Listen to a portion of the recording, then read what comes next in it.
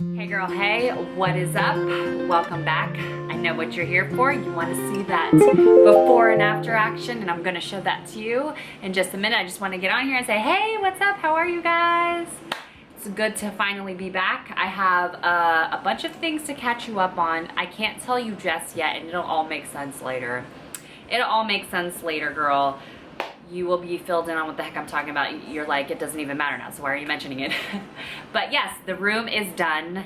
The dining room area, sitting area is done, has been done, and I'm finally putting it up. The reason why I haven't put it up is because there's still missing photos that I wish I could find, but there's nothing that I can find at the moment, and curtains, some sheer curtains by those windows. So keep that in mind as you're watching the room. I'm also gonna voice over the portion that I show you. Yeah, I hope you guys enjoyed this. This was really fun. A majority of the furniture, well, all of the furniture I got from Ikea, so all of it is available right now. I will list it down below if you are interested.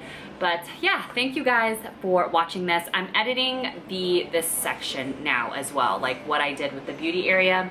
It's much better as well. So, okay, I'll let you guys watch. Love you. Bye. All right, so you guys remember what it looked like before, just a drop off where we put crap everywhere. You see how nothing has a home. It just looks junky. I mean, look at this. That's literally what it would look like from the day to day. So I'm like, I have to change this if we're gonna stay. And ta-da! I mean, come on. This looks so much better.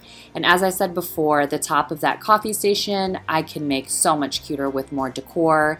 It's just we're limited right now, not being able to shop. I literally can't find anything online that I like. I just want to be able to go to Home Goods and, you know, Hobby Lobby and find the perfect pieces. And also imagine it with sheer curtains. How cute would it be?